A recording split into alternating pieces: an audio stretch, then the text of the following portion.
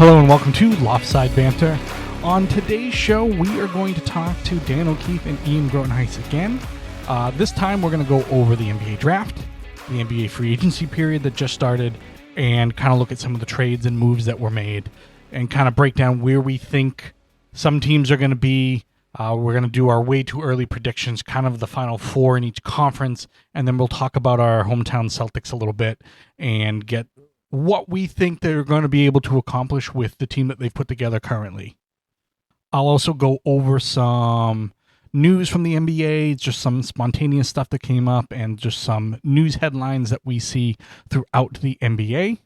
Just like we kind of did with the last show with the NHL and covered hockey, we'll cover the NBA stuff right now, and then the shows coming up, hopefully over the weekend, we'll have more of a football vibe and everything else like that. Let's go ahead, kick it over to the countdown, and then get Dan and Ian on the line so that way we can get going with the show.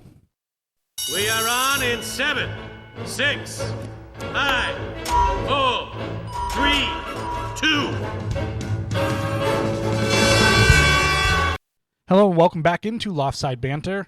Today's episode was very NBA centric. We're going to look at the NBA draft in a little bit of detail. We'll look at some of the free agent moves that have happened. And as promised, I've brought back Dan O'Keefe and Ian Grotenhuis here to break down all of the NBA moves that have been made and then kind of where everybody sits as of right now. We're still kind of early on in that process, but you know, there's been some big moves that have happened. So, gentlemen, how are you both doing today?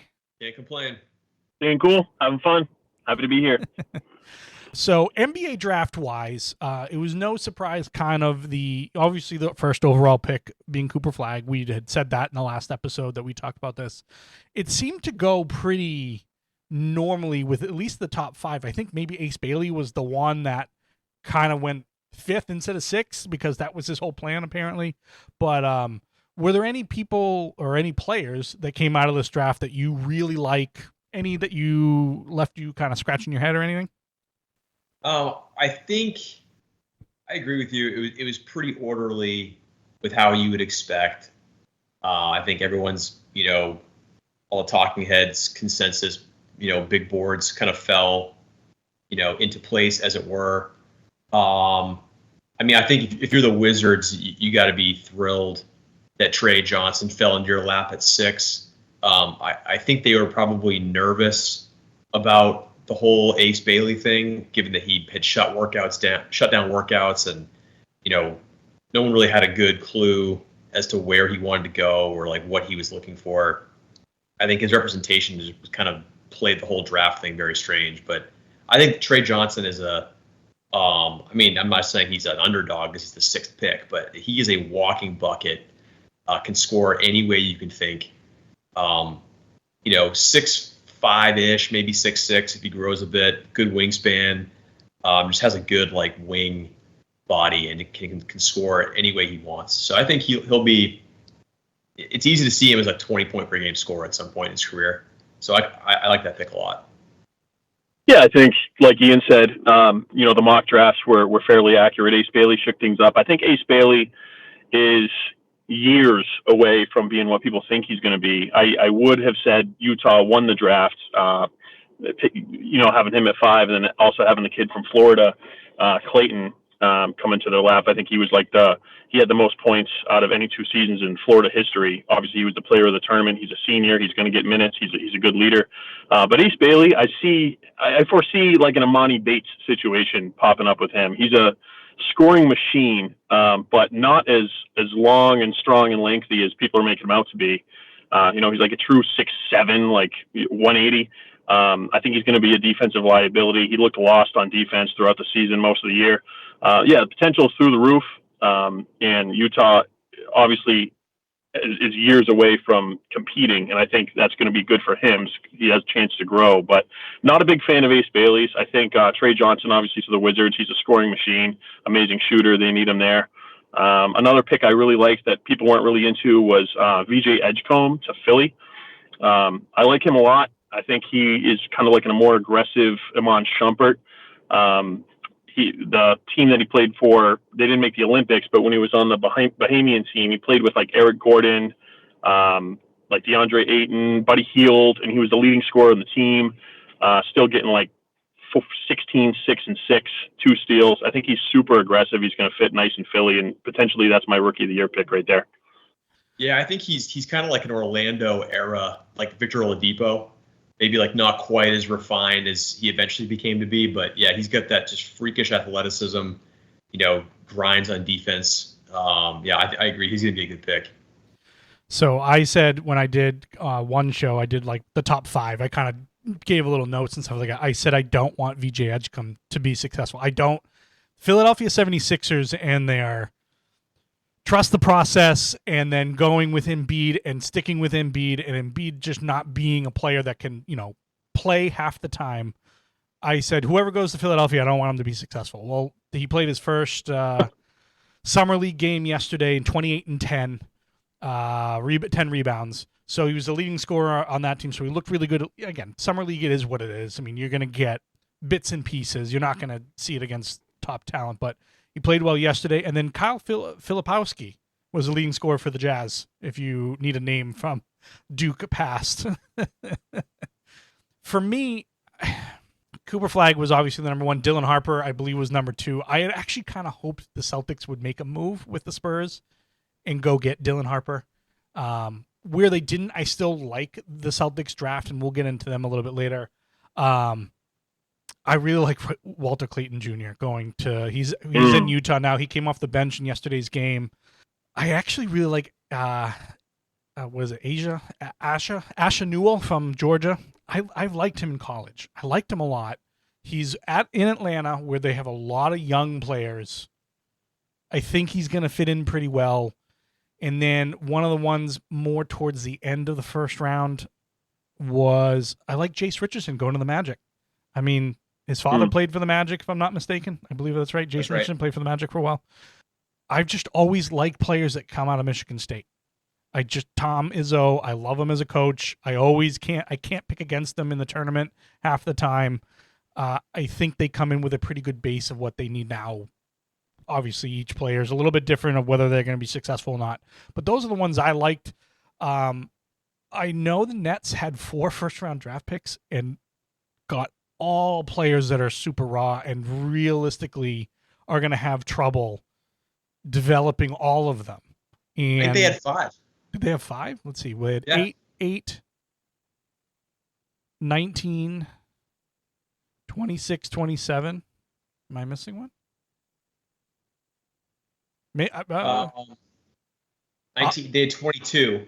19, 22, 26, 27. Yep. No, you're right. Yep. Traded in the Nets. So that's Igor Demin from BYU. Great shooter. Shout out to BYU. Shout out to BYU. Great shooter. I'm sure he'll do well in this type of league. Then after that was Nolan Traore from France. Again, raw, coming over from overseas. Let's see what happens with him. 22 was Drake Powell out of North Carolina. And then 26 and 27, Ben Sheriff and Danny Wolf. All very raw guys. There's nobody that steps in and changes your franchise now. And that's 5 first-round draft picks.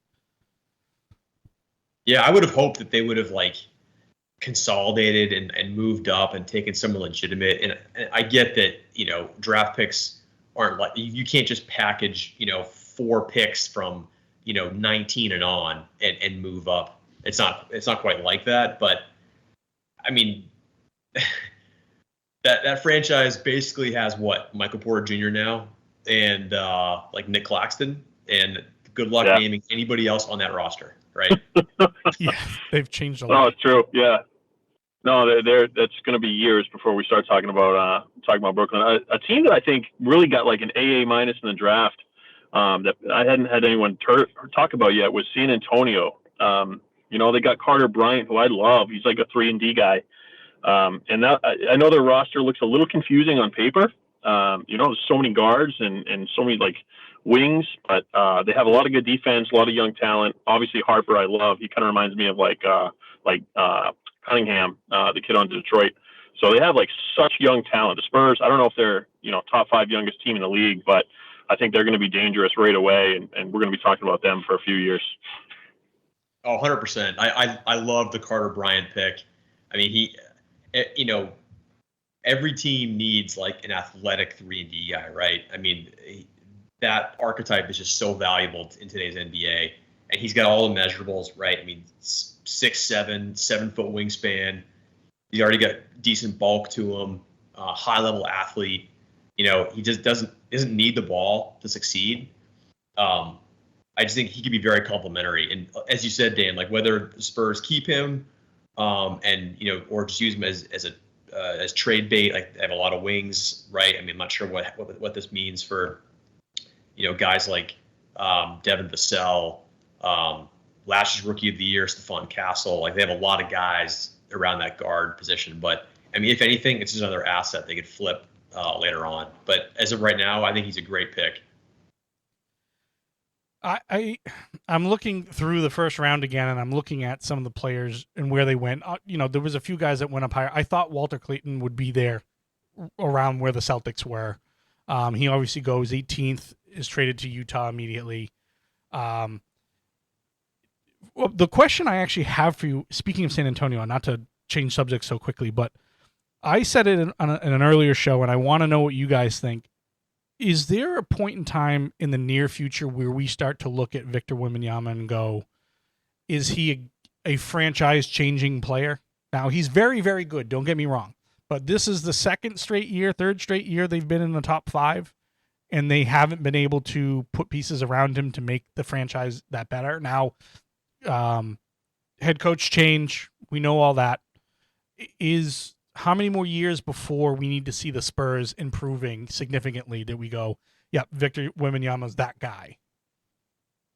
Well, I mean, they probably wouldn't. I mean, first of all, they lucked into the second pick, right? I don't know where their pre-lottery odds pegged them to be, but it was a lot lower than second, right? So there's that. They probably would have naturally been in the teens area. I mean, they didn't have that bad of a record. And they would have done a lot better had Wembanyama not had the whole blood clot issue that cost them the last, half of the season, third of the season. Mm-hmm. So I think he's already that guy. I think he's a lot of the inefficiencies that you see in his numbers. He's just like trying new stuff, right? Like, I mean, he's a guy that's going to attempt one-footed threes, and he's going to try and thread the needle when he maybe can't make that pass yet, but he's trying out different skill sets, seeing what works. I mean, if you want him to buckle down and make this a playoff team now, he could. I mean, he's that good, and the supporting cast, I think, is already good as well. I mean, I'm not sure if they make the playoffs like this year, but they should. I know the West is stacked, but they should be knocking on the door this year. I think and this we can talk about this a little bit later. I think 25-26 is going to be the year of Texas. Dallas, Houston, I see them coming out 1 and 2 out of the West, and then San Antonio is the team of the future, in my opinion. I think Wembanyama is already that guy, like Ian said.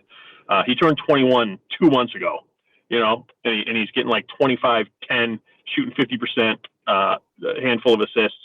Had some health problems, obviously, but they're building around him. So I don't think there's going to be any pressure for the Spurs to go deep in the playoffs for years to come. But they're drafting all the right picks. Obviously, they got lucky this year with the second pick. But no, Wembanyama's got plenty of time. He doesn't need any pressure on him right now. But Texas is going to be serious this year.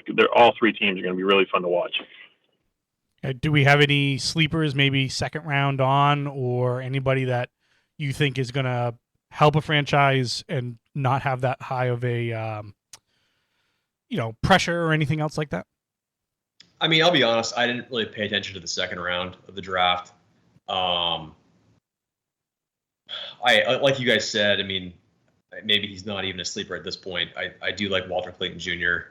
Reminds me a lot of like Jalen Brunson. I think he's going to be really good. I do think as tweener-ish as he is, I think Colin Murray-Boyles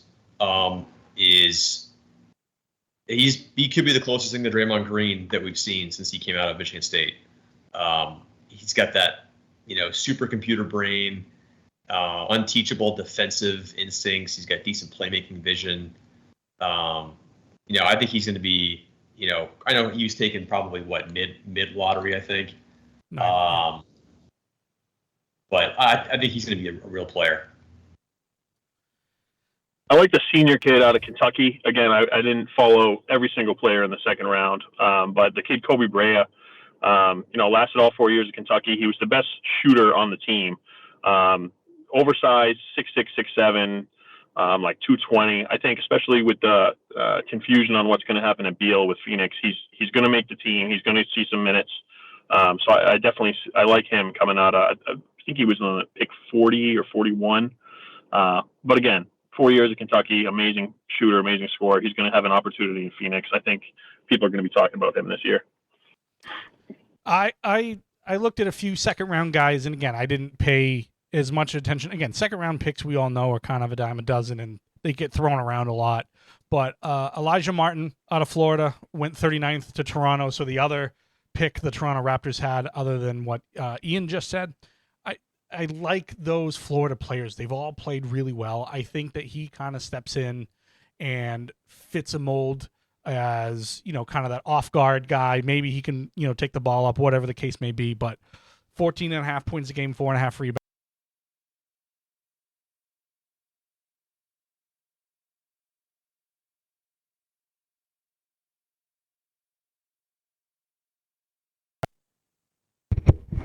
I don't know what happened. Don't worry. I have the power of editing. 14.5 points a game, 4.5 rebounds. Again, on a team that I think he came from Florida Atlantic for his first 3 years and then played with Florida during the championship run. And then the next guy I really like, I'm going to be honest with you, I really like Amari Williams out of Kentucky for the Celtics. Where they got him, especially now that Luke Cornett's gone, you got a guy that plays defense, can clog up the middle if need be, can get you rebounds, and he was tied on Kentucky's team last year in assists. He can pass the ball. I mean, he's a big man that moves the ball. He's not going to get you very many points, which, again, at this point, but he's going to have an opportunity, I think, and he kind of steps in right now in that probably backup center role. So I think he's going to be a really good addition to this team as far as those little things that they need. But those are kind of my sleepers out of that second round. But from there, we obviously free agencies right after that.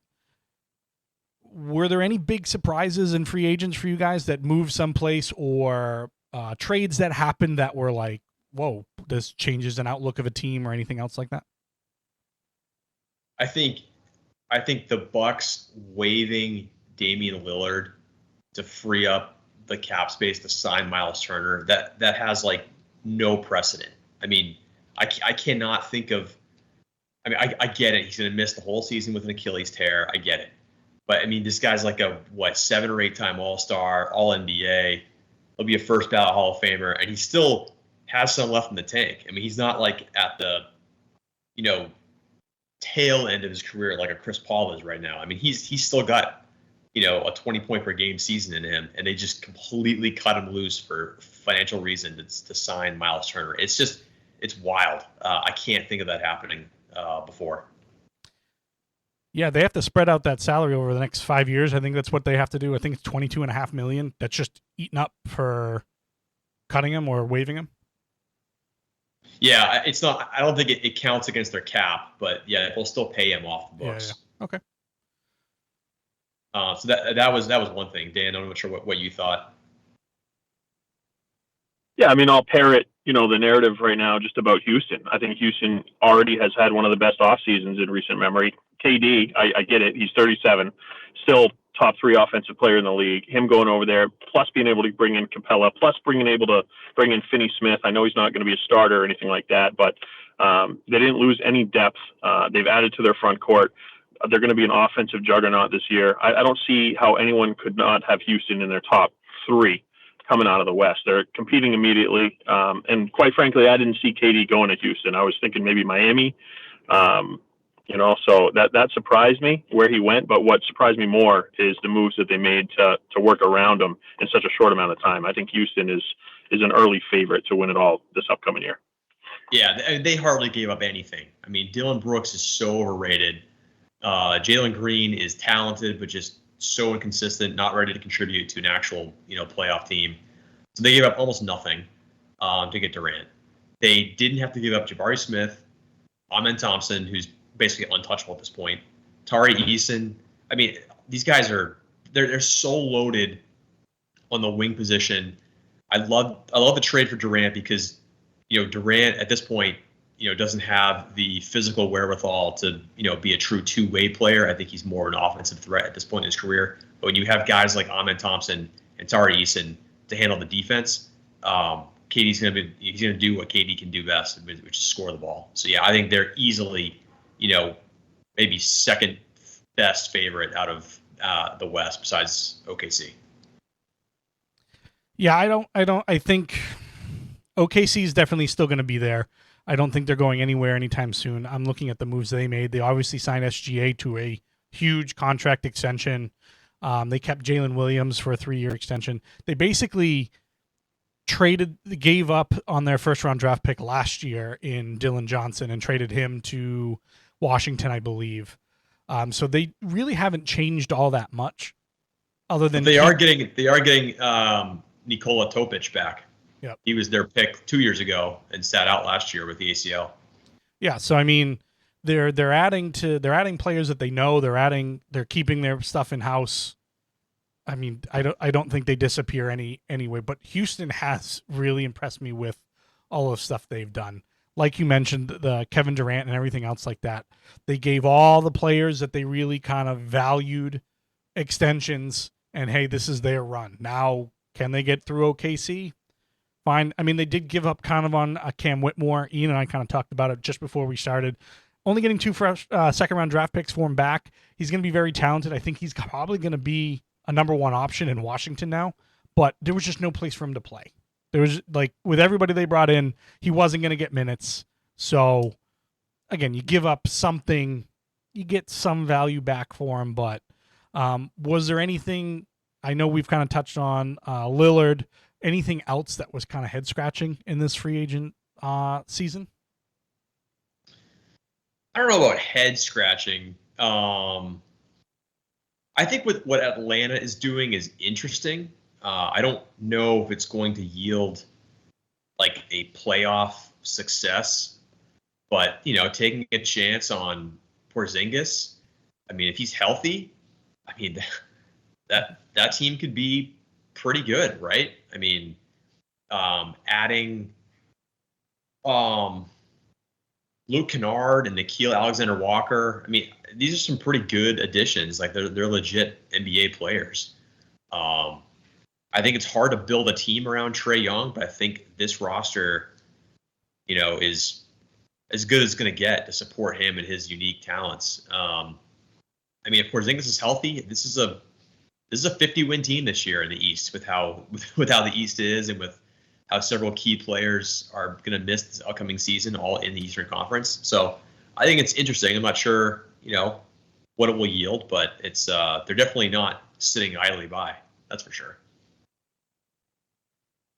Yeah, Atlanta's making a lot of interesting moves. I think if anything has been head scratching, it's some of the trades that we've seen early on. Obviously, the Desmond Bane trade didn't make a whole lot of sense to me. Orlando just got a heck of a lot better. And then, quite frankly, even though it benefits Boston, I was a little confused what Portland was doing, bringing on Holiday's contract. My guess was to potentially lure another deal, which we haven't seen happen.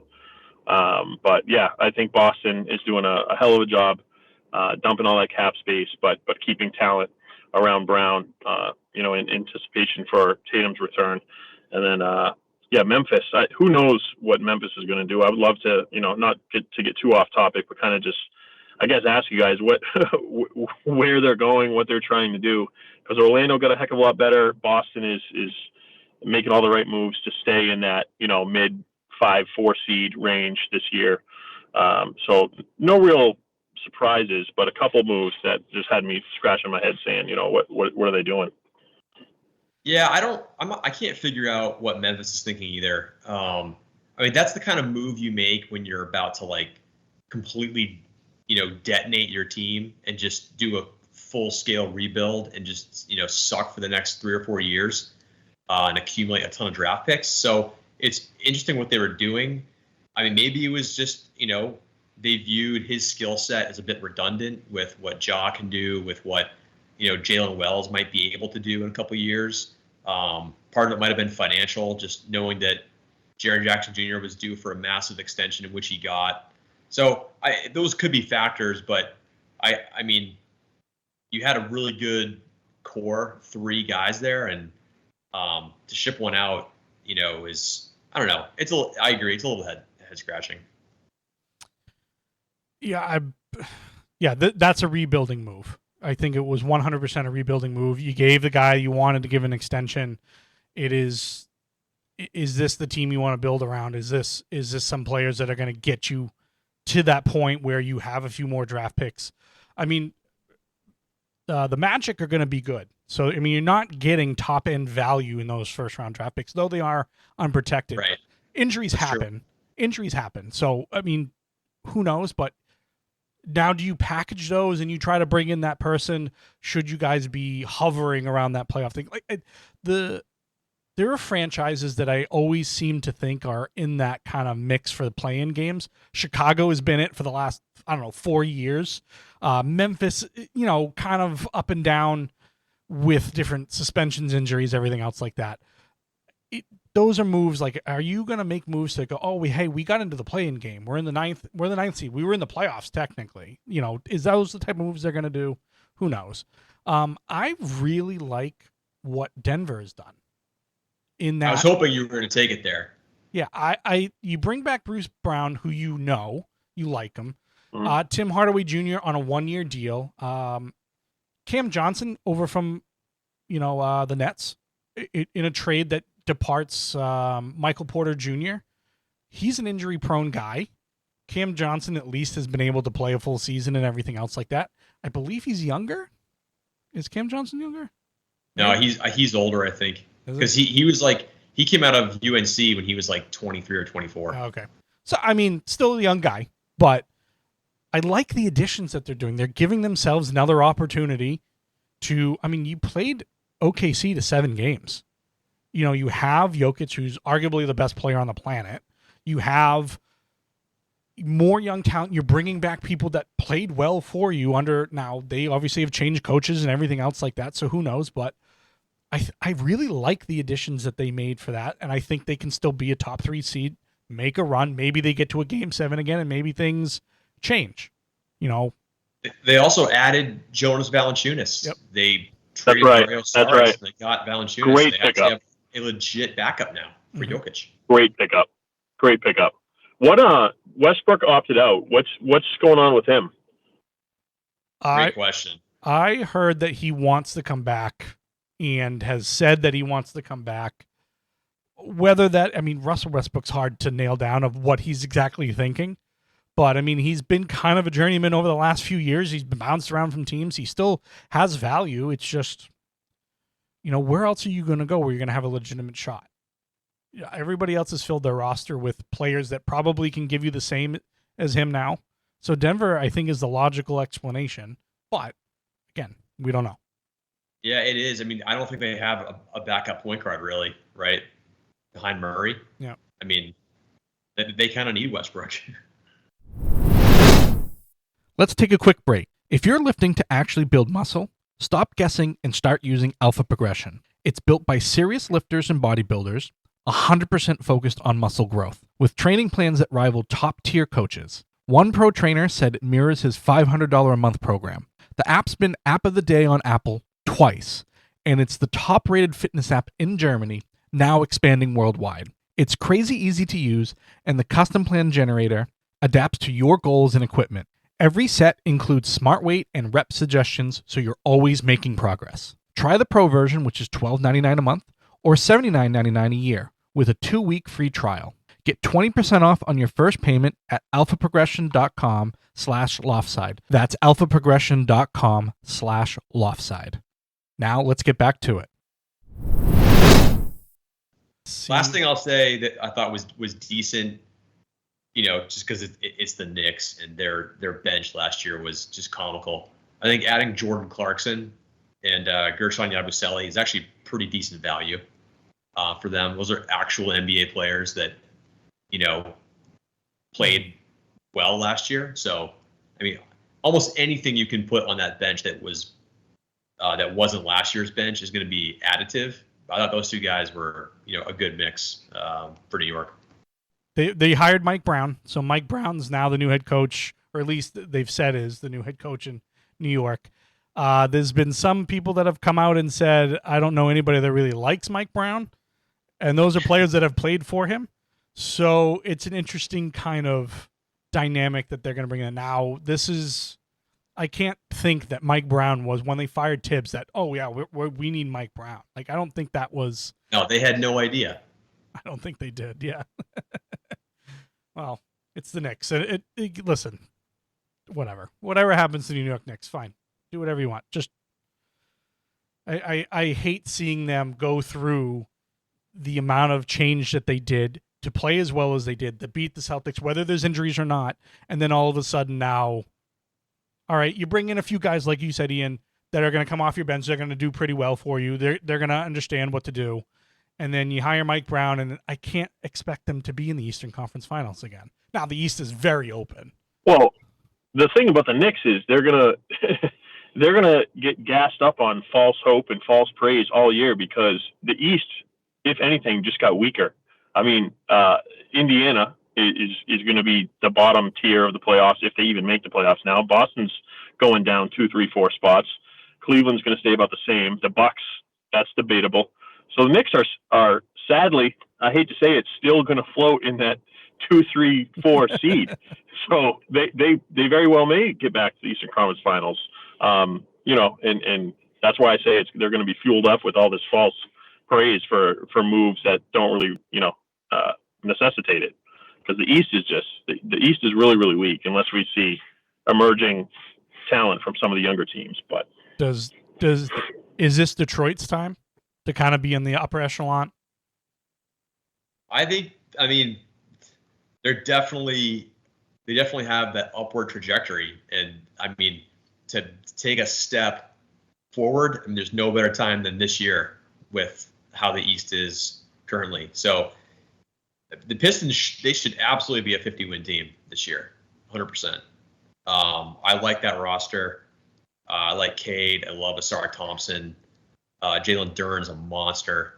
They got Duncan Robinson. Good talent. Yep. Duncan Robinson, sign and trade. Yeah, that's right.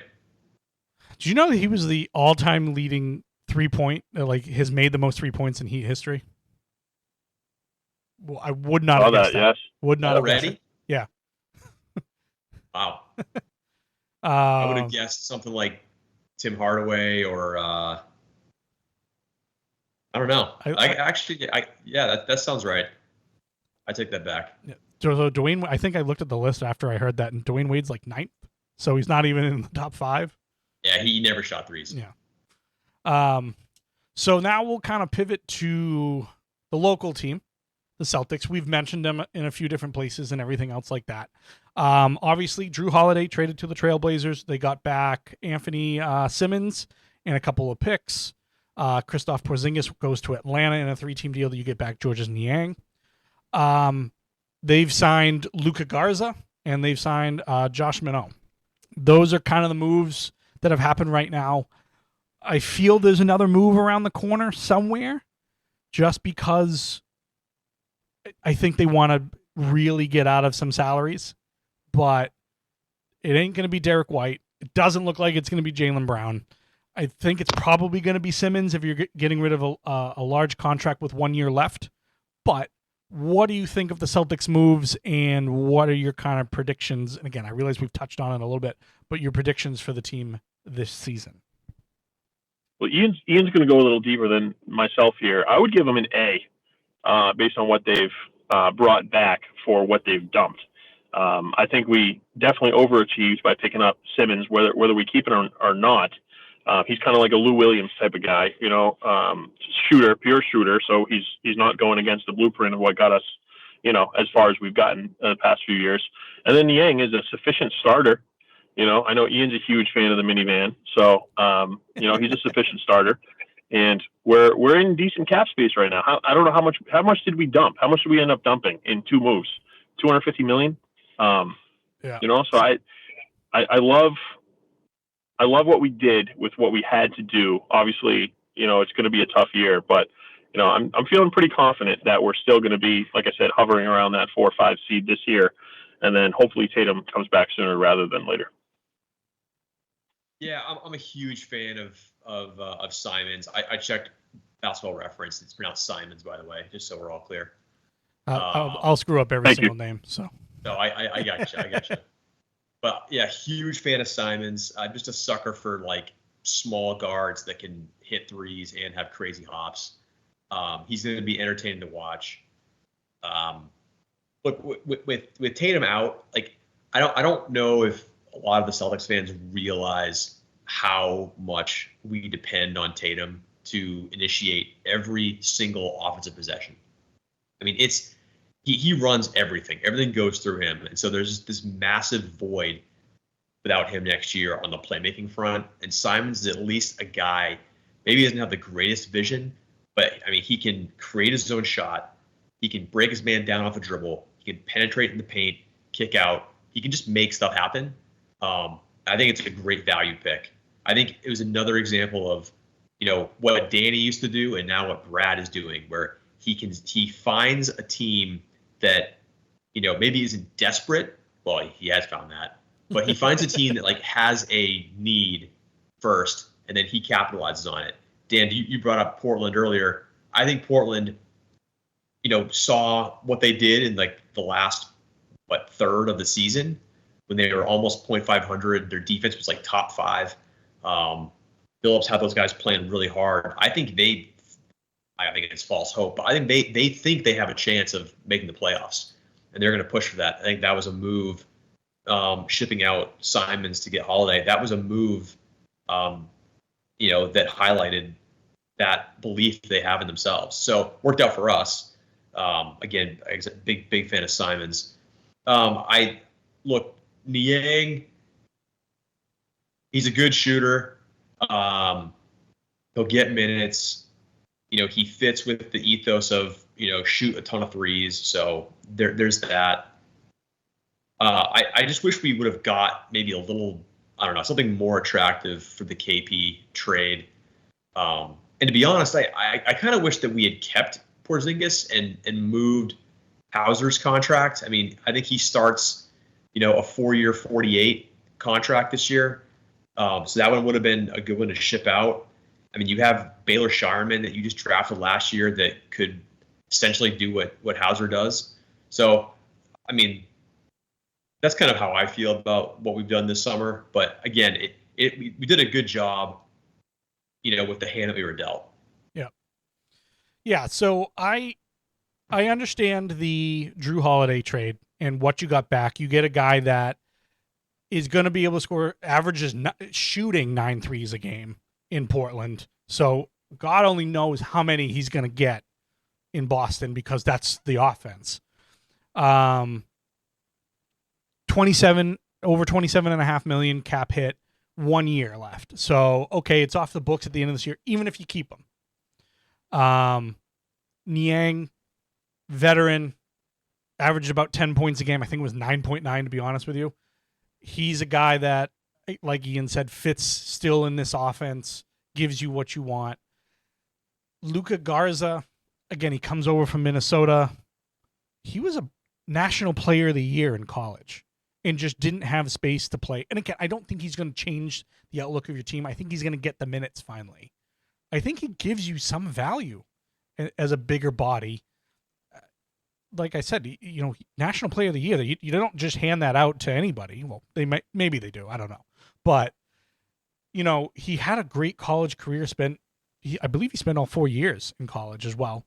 And then Josh Minot is, from what I read from him, I think they overpaid for him for a 2-year deal, $2.5 million a year. But a motor guy, he's gonna run, he's gonna play defense, he's gonna do all those different things.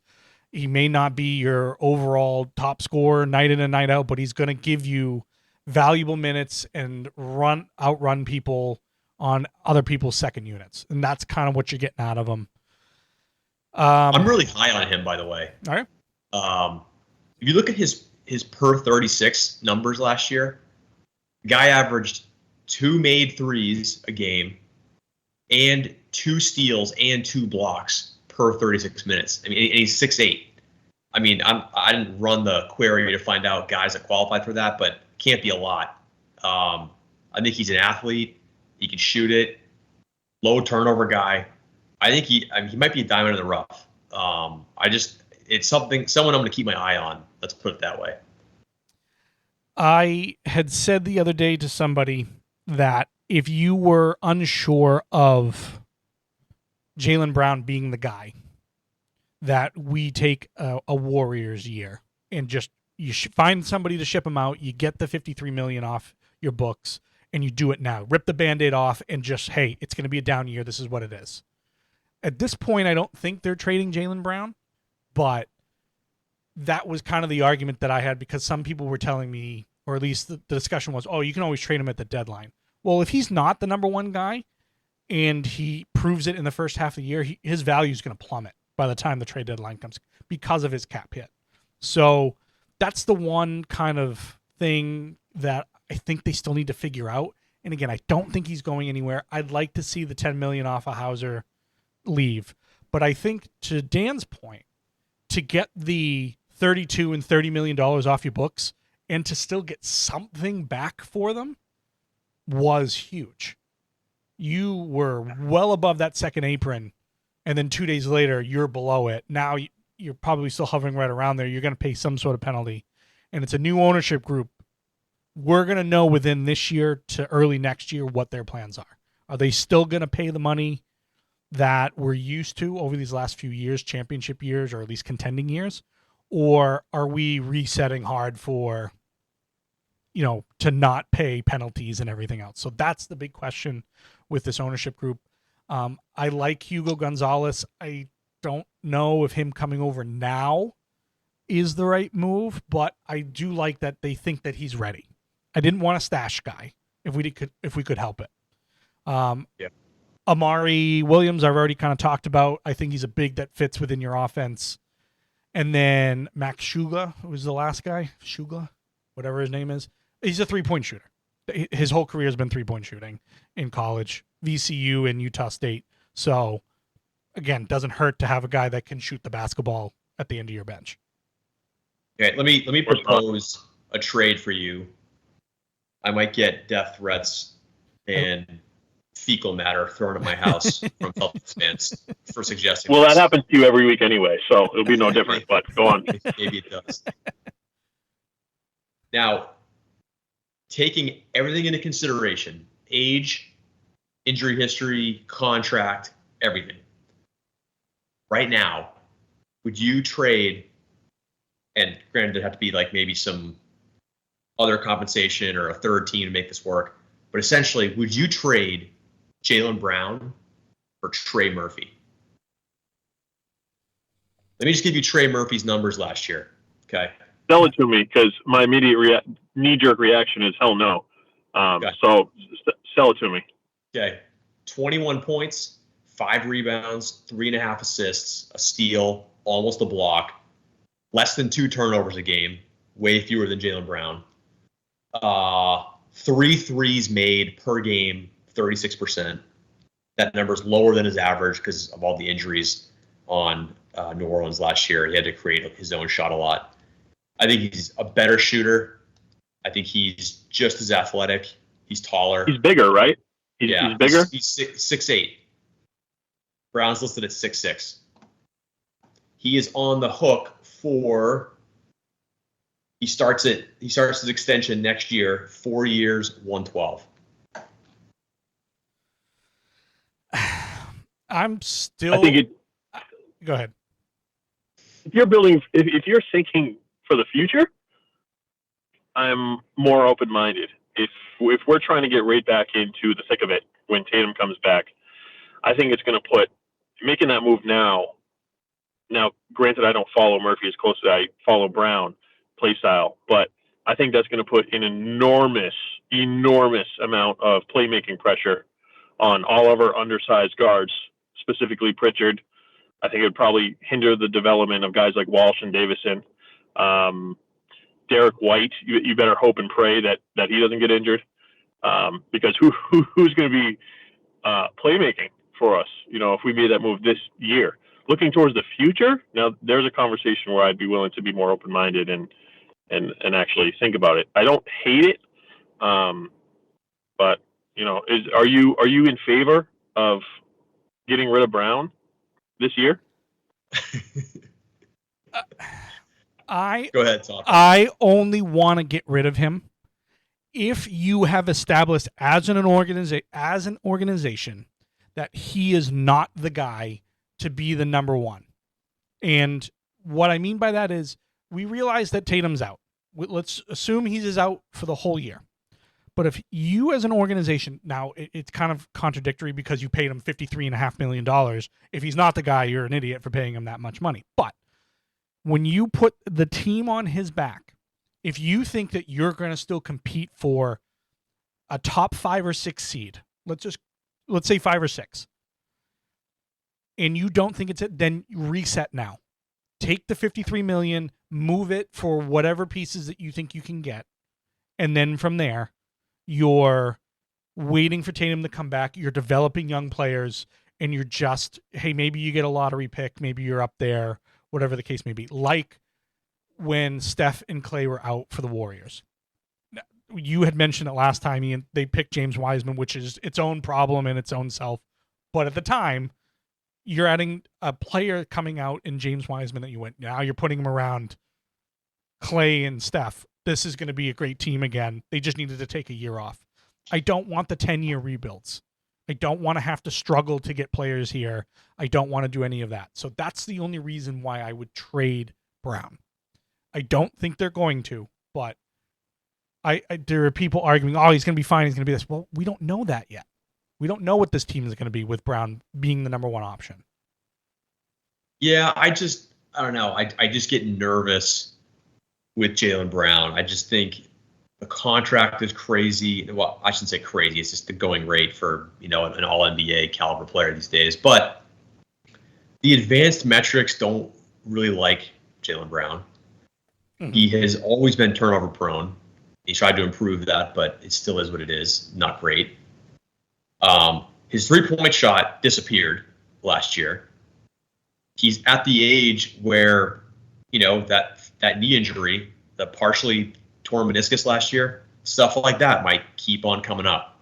And I just think, what's his value if he declines 10% athletically, right? Guys that depend on that have just less margin for error. And I think Trey Murphy is younger by, I think 4 years. Is taller. Owed half as much, basically. I love Jaylen as a person, but I would do this trade. I don't think New Orleans would do it, but I would pull the trigger for that. Having spent some time in New Orleans, I can tell you most of the people in the city don't care unless it's the Saints. So, if they make a move for someone like a Jaylen Brown, I think it rejuvenates the fans in the city that maybe, all right, they're trying to bring in somebody. I'm playing around with the trade right now in one of all these trade machines that they have. It's going to involve, because Trey Murphy's at $25 million. Like I said, Jaylen Brown's a little over 53. So, yeah, there'll probably be a third team involved. Right now, it was something like Jose, who is it? Jose Alvarado? I don't know how to pronounce the name. See, I'm terrible with all these things. And I did a hockey show before this, so if you think Jose Alvarado, he's the one who plays possum in the corner and has all those steals off inbound passes. Yeah. They call him Grand Theft Alvarado. That's right. Yep. I think it was those three. So I have Herb Jones in there too. So love Herb Jones. Right now, who the fuck is Herb Jones, dude? you gotta watch some more basketball. Like that guy. I guess so. Get New Orleans New Orleans has this thing on the jumbotron for every game where they show like a defensive highlight that Herb Jones makes, and like they like coined it. It's called "Not on Herb," and it's like either a steal or a block. Dude, the guy is a 6'8" straight jacket. Yeah, he would. He's good. He's good. He would come in and absolutely be the defensive stopper that you want. Like obviously with some of the players they brought in trades and stuff like that, they're not defensive savvy. Anthony Simons, right, is not a defensive stopper. He's going to score. That's what he's going to do. Not at all. Yeah. But Herb Jones would be that guy. You just don't like there's an NBA player named Herb. I don't like it. All right, let me ask you guys: is this the year that we see something out of Jordan Walsh? I hope so. I think it has to be. Yeah. I hope so. No, he's got firecrackers in his calves. He plays super intense. I don't know what his numbers are. I know he's only getting probably a couple of minutes in the games that he's seen. I feel the same way about Davison. I know he's like grossly undersized, but Walsh isn't. I would love to see him get the opportunity this year, and that's why I was in favor of keeping Brown. Just because I don't want to put pressure on all these undersized guards to do more than they have to right away. I still think we have time to develop them. So, but I love Walsh. I don't. What makes you ask that? Do you see the potential there, or? Yeah, I've always liked him. He's just like you said. He plays super hard. That's kind of like a skill in its own right. His athletic tools are just off the charts. I just think he reminds me of like a early career Sacramento Kings era Gerald Wallace, right? Just like super raw, unrefined, but just like a complete, live wire. And I think if you can somehow harness that and make it, actually contribute on the defensive end for good stretches of the game and be respectable enough on offense that it'll keep you out there, he's going to be a good player. So I'm hoping he shows that this year. Yeah, I think he needs to step up.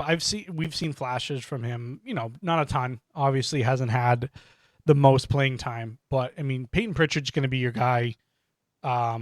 He's either your point guard or you're going to entrust him as your shooting guard just because Derek White can play both. So whoever you feel more comfortable with handling the ball more often, you're probably going to see more from you're going to see Sam Hauser if he's here, obviously a lot more. And, I think there's going to be a lot of lineups early part of the season that we're just going to be like, why are they starting this guy? Why are they doing that? They're going to see what they have from all that. I don't think that you're going to have a consistent starting lineup this season almost at all. It's going to depend on who you're playing with, what your game plan is going to be. I mean, for the most part, it's going to, again, jack up 1,000 threes, hopefully hit most of them, and then play solid defense. That's what the team's kind of... Is there a player that has left that you think is going to be a big miss? This isn't recent, but I would love if we could get some kind of Rob Williams replacement, like just any kind of like super bouncy rim running, lob catching, shot blocking big.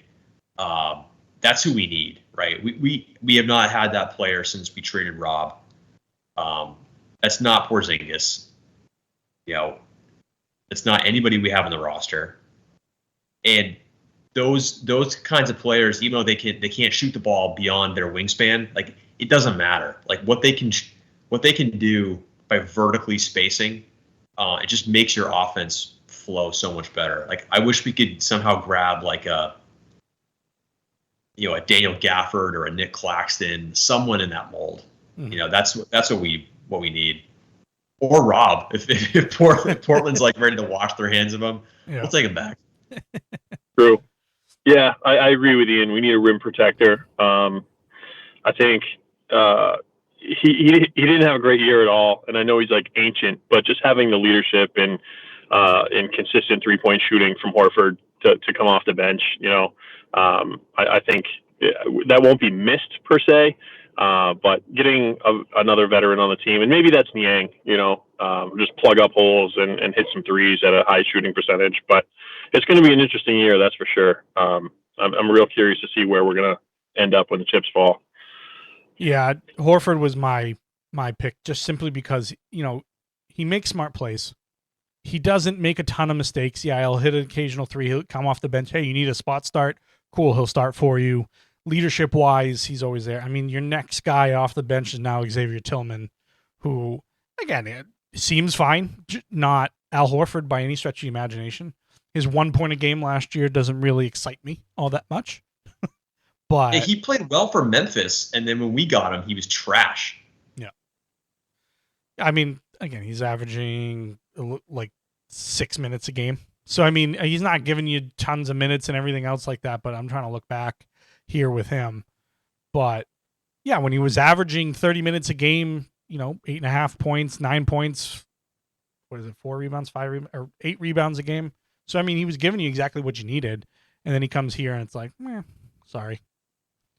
But it's tough because you guys know this because you're diehard Hoops fans, but no other podcasts or radio shows talk about intangibles, how actually important it is to have a 10-year player, 8-year, 9-year, 10-year player who's been a starter, that presence in your locker room. When we see all these unheard of players take off like a rocket in these random years, that's usually not random. It's usually not for no reason. I know it's really hard to measure, but having those veterans come off your bench and those leaders in the locker room, I know it's hard to measure, but it's so important. It's just we don't see. We see the effects, the after effects, but it's hard to measure when it's happening. So yeah, I agree with you, Top of that. Horford's going to be a big miss this year. I foresee the team making frustrating plays at the end of games and everything else like that. I think that's what we're in for this season. You're going to get a lot more losses based upon mistakes being made by younger players than it would be just not shooting well or just not, playing well in general. I think that's going to be the frustrating thing for the Celtics this year is just mistakes. You're going to see them. Yeah, it's going to be a real test for Missoula this year, right? I mean, for his first 2 years, he's had the most talented roster in the league. Now he gets this. It'll be a real test to see what he's made of as a coach. What do we think for the end of the season? What kind of are the final 4 teams that you think? What are the 2 teams in the Eastern Conference Finals? What are the 2 teams in the Western Conference Finals? This is way too early, just so we're clear. Like I put in the notes, way too early. But what do we think so far? I think it's got to be Cleveland and New York, right? I just don't see anybody else. It has to be. I mean, maybe Orlando finds something with this new rotation with Desmond Bane, and they become an awesome team. But it's hard to really tell with the injuries to Banchero and Wagner last year. How good this team can really be, and Suggs for that matter. So I don't know. They're my dark horse team to come out of the East. I'd say you got to go Cleveland, obviously, and I hear you on New York. I think this is going to be Giannis's best season of his career. I think Giannis is going to go on an absolute tear. And I actually, way too early, I think Milwaukee, believe it or not, is going to come out of the East. How? There's no talent there, but I think Giannis is going to go. Look at the East, man. Look at the East. What do you think? Detroit is going to be in the top 3. Orlando, really? It's just they're way too young. Miami, they're not going to be there. I think Milwaukee's going to land. You can't even name a single player on that roster besides Giannis, Miles Turner, and Bobby Portis. I don't really need to. Kuzma, is he still there? He is awful. He is one of the worst advanced metrics guys in the entire league. He is so overrated. I think Giannis is going to drag him kicking and screaming into a 4 or 5 seed, and they're going to go to the Eastern Conference Finals. And we can play this back when they get there. The East is a mess. Oh, the East is absolutely a mess. Like this is the fun one to try to predict. The Western Conference is going to be fun just simply because there's so many teams kind of bunched up at the top. There's so many teams bunched up that could probably be 5th place or less in any normal year. I do think Detroit's going to be there. I think Detroit is going to be one of the teams that's there. I think They didn't win a first round matchup this year, they didn't win their first round matchup. But Cleveland will be there. I think Detroit might be there, and again, I think your third team is either Milwaukee or Orlando. Those are your teams. Those are your 4 teams. I think that have any sort of shot. I think the Knicks are going to bottom out at some point in time. I don't like the hire of Mike Brown. I just don't think they're gonna. They just happen to have the talent right now, but I think teams are gonna know how to beat them. Western Conference wise, I think you're looking at the same kind of teams that were there. I think Houston is probably 1A with Oklahoma City right now, just with the roster that they've put together. Yeah, I think it's OKC, it's Houston. I think Denver has got to be number 3 with the offseason moves they've made. And then after that, probably Minnesota. They're still very good. Dallas has got to be in there. Yeah, Dallas. Where do the Lakers fit in? Where do the Lakers fit in? The Lakers aren't fizzled out. They haven't fizzled out yet. I'm surprised they were actually able to swing a trade for DeAndre Ayton. I think it will help them, but I can't see them doing better than a 7 seed. Yeah. Will this be LeBron's last year? See, we've been saying that for 5 years, so I don't know. Yeah. Maybe it'll be his last one in LA. Let's put it that way. Yeah. Luka's going to be, he's going to be frustrating at times. He's also going to carry a game for most times. He's the logical next guy to take over the Lakers once LeBron goes. I think past those two, you're not really working with, Austin Reeves is good, not great. Is this Bronny's year? What else do they have outside of maybe those 3? It is what it is. They're top heavy, and I just don't think they have enough depth, especially getting later in years where players are banged up and everything else like that. So yeah, I think they're 6 or 7. They make the playoffs though? Yeah, I think they probably make the playoffs. I think so, yeah. What about the Clippers? Clippers are done, huh? Yeah. I think if they were to have a year, it was going to be this past year. I just think another year of aging for Harden and Kawhi. I think the incredible Ivica Zubac's year that we just saw was kind of a fluke. The amazing Norman Powell year. I just feel like everything fell into place. I don't think you can recreate that for another season when everybody's older. Ben Simmons is on the roster. I don't think so. I think he was an expiring contract. Oh, was he? I think he's a free agent. All right, well then I'd rather have Herb Jones. I think most people would. I think most people would Wow. at this point. The West is so stacked. I think Golden State doesn't even make the playoffs. Let's put it that way. Oh, that hurts. That hurts my soul so much. That really, really does sting. Oh man, and I wasn't the biggest fan of theirs, obviously. But wow. So we're really closing. We're really turning the page here. Yep. With NBA stars, and it does hurt. I'm embracing all the new guys, but Golden State doesn't make the playoffs. That doesn't sound right. Well. Yeah, it's probably we're probably at that point. It's just, trust me, it's hard for me. I'm even saying it feeling like the tightness in my chest of man, Steph we're probably past the Steph Curry. We're probably past all this stuff.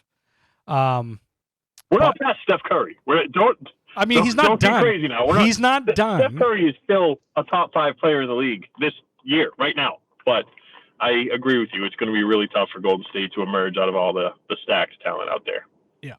The one thing that they don't get crazy. The one thing that they have is if you get in the playoffs, you know how to win in the playoffs. We saw them beat Houston this time around.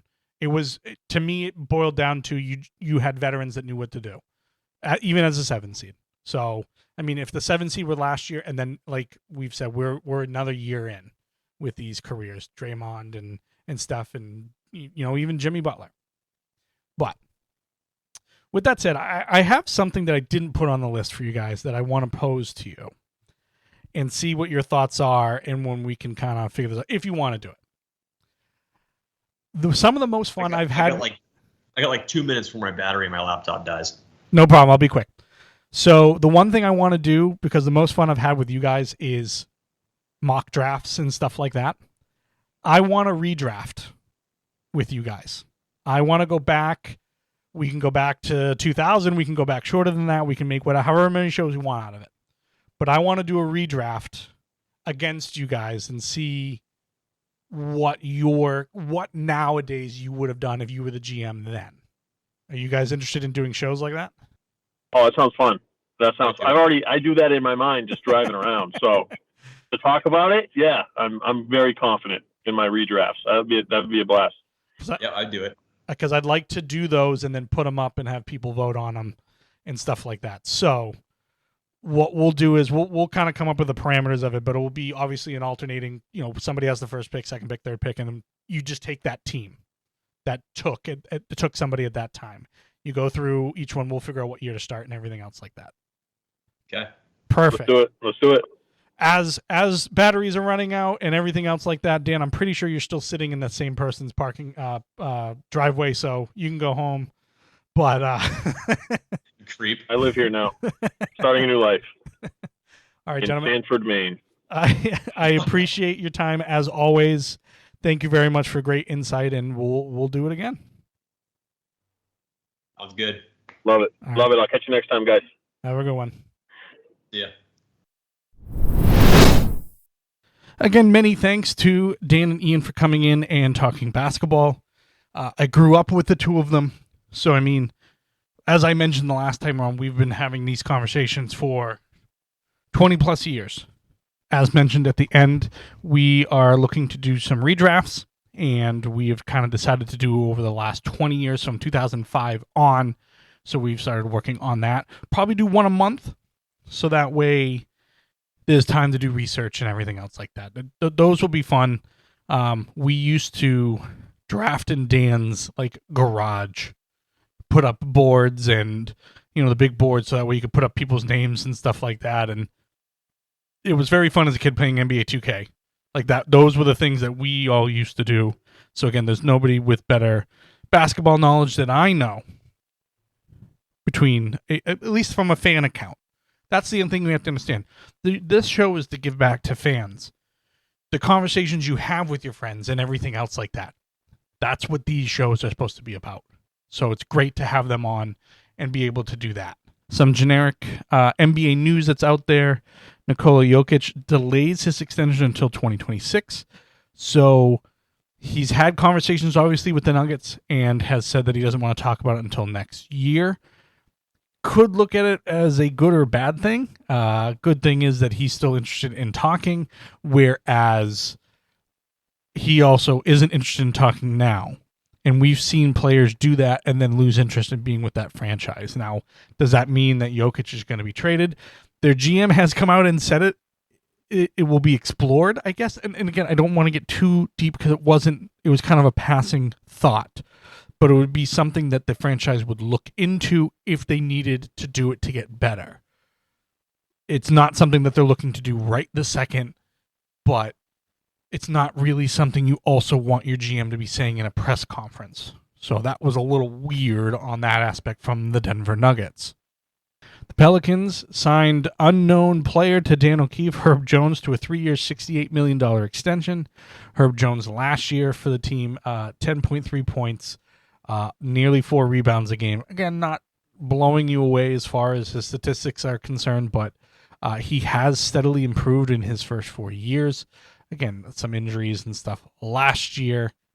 And then the NBA Cup groups were announced. East A will include the Atlanta Hawks, Cleveland Cavaliers, Indiana Pacers, Toronto Raptors, and Washington Wizards. I'm pretty sure the Cavaliers are going to be pretty runaway with that group. Group East B will be the Boston Celtics, the Brooklyn Nets, the Detroit Pistons, Orlando Magic, and Philadelphia 76ers. Just by injury knowledge and everything else like that, you're probably looking at Detroit, Orlando, and Philadelphia as your front runners in that group. East C, the Charlotte Hornets, Chicago Bulls, Miami Heat, New York Knicks, and Milwaukee Bucks. Knicks and Bucks probably have the advantage for that. West A, Minnesota Timberwolves, Oklahoma City Thunder, Phoenix Suns, Sacramento Kings, and Utah Jazz. It's the Thunder, unless something drastic happens. West B, Dallas Mavericks, LA Clippers, LA Lakers, Memphis Grizzlies, and New Orleans Pelicans. You're looking probably at the Mavericks. The Lakers are probably the teams coming there, or coming out of that group, I should say. West C, the Denver Nuggets, Golden State Warriors, Houston Rockets, Portland Trailblazers, and San Antonio Spurs. I think it's going to probably be the Nuggets or the Rockets. Again, not going out on the limb with any of those predictions, but the overall concept of the NBA Cup, which is a tournament in the middle of the season that matters by how many points you win by and everything else like that. It's a trophy to win in the middle of the season, which is fine. I find it to be dumb in the NBA. And again, I'm a soccer fan, and I like all the tournaments that are in the middle of all that, the FA Cup, the League Cup, and everything else like that English football sees. But for the most part, I'll be honest with you, I hate it in the NBA. I don't find it to be super exciting or must-see television. I get it, a trophy's a trophy, and that's the concept of doing something different and winning but you're not saying that you're an NBA champion. You're not. It's a weird concept, and I grew up without it. So adding it in over the last few years has been the weird part, if you will. I'm not a super huge fan. It comes down to money. More games means more sponsors, which means more money. That's what every single sports league is looking to do, is make more money. Owners want to make more money. They have to pay out more, so they want to make more somewhere. The idea is your players are going to get run down. They're going to put energy into something. They could get injured in these games, and it's just something at the end of the day, if you don't have an NBA Cup in your cabinet, I don't think it really matters to you or your franchise. I could be wrong. If I'm wrong, somebody let me know. I find it irrelevant. But who am I? I'm just a dude sitting in a loft giving you my sports takes and my opinions, and that's that. But we're going to wrap up this NBA episode with the same kind of standard sign-off, which is no matter where you are, whether it's the morning, afternoon, or night, you should be having a good one. And then from there, we'll see you on the next show, as we always do. I hope. Thank you for listening. Please subscribe on YouTube, on any one of the podcast platforms I carry this on. I really do appreciate it. And we'll see you on the next Loftside Bantr.